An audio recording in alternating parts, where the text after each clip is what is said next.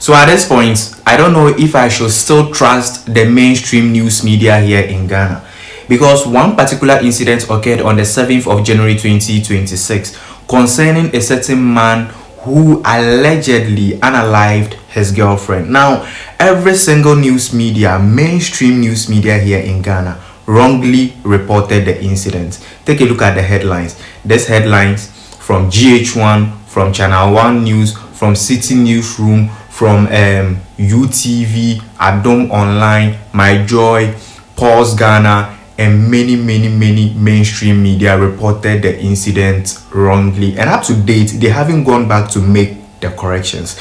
Now here is the truth about the case. So the incident occurred on the 7th of January 2026, and immediately every single news media, bloggers and content creators wanted to be the first to report about this particular case.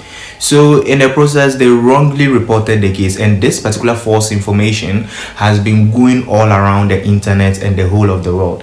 Now the case is that GH1 is the problem. They reported it first, and every single content creator and blogger here in Ghana took the information from them and has been spreading this particular false news.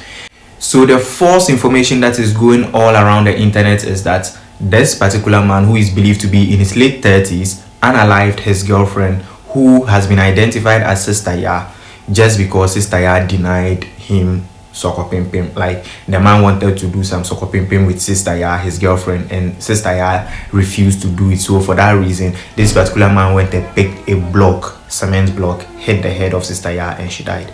Totally false, totally untrue. It is all lies. Now here's what actually happened. So this is the facts of the matter. This is actually what transpired between them, leading to the death of Sister Ya, girlfriend of this particular man.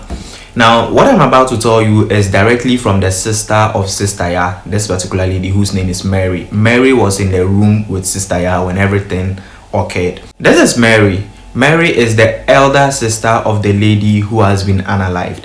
The lady who has been unalived is called Sister Ya. However, she's also called Awunye.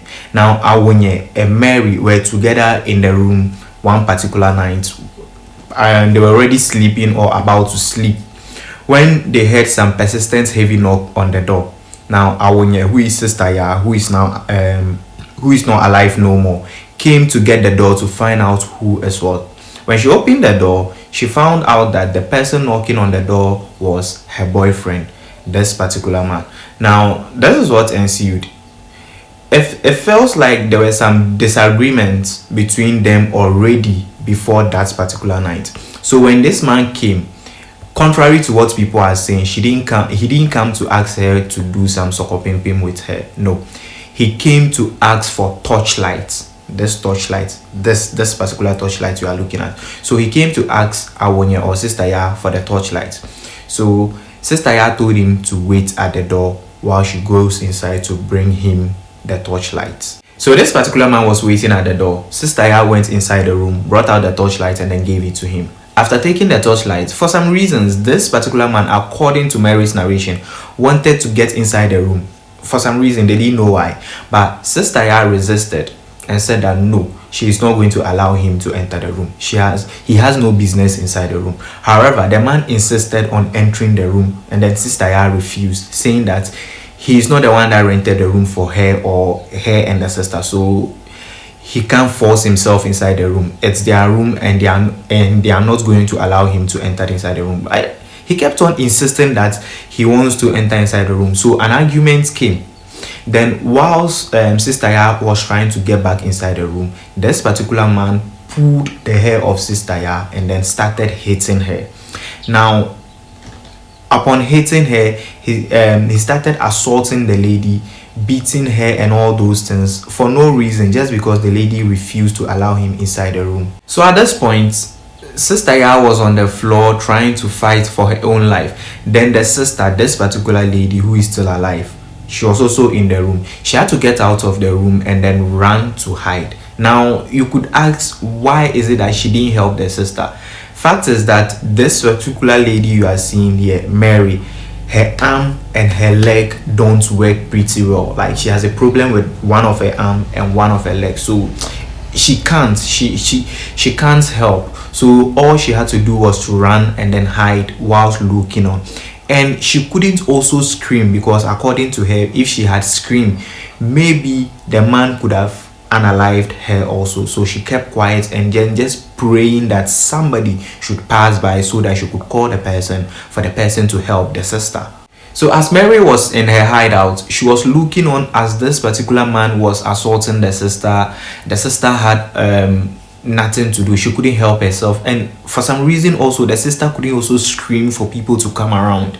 So this particular man did that, pulled the hair on the lady, the braids on sister Ya's head, wounded sister Ya severely, and then all of a sudden there were some bricks around. He picked the brick, came back, and then hit the face of the lady with the brick. So at that point, Mary, who was hiding, saw that one man was passing. He started calling the man. At first, the man even refused to come, but she insisted, and then did to an extent that the man came, and he pointed the man to where the this particular heinous incident was happening. So the man came. By the time the man was coming, this particular man, who has now been arrested, was already on his way to hide. Now, the man who had come followed him and then got him.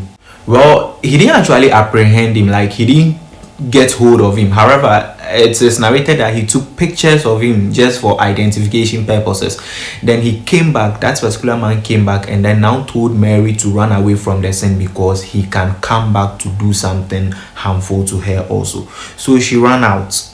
Now the thing is that upon investigation or questioning by one particular blogger who went directly to her, Mary indicated that prior to this particular heinous incident, there was no friction between them.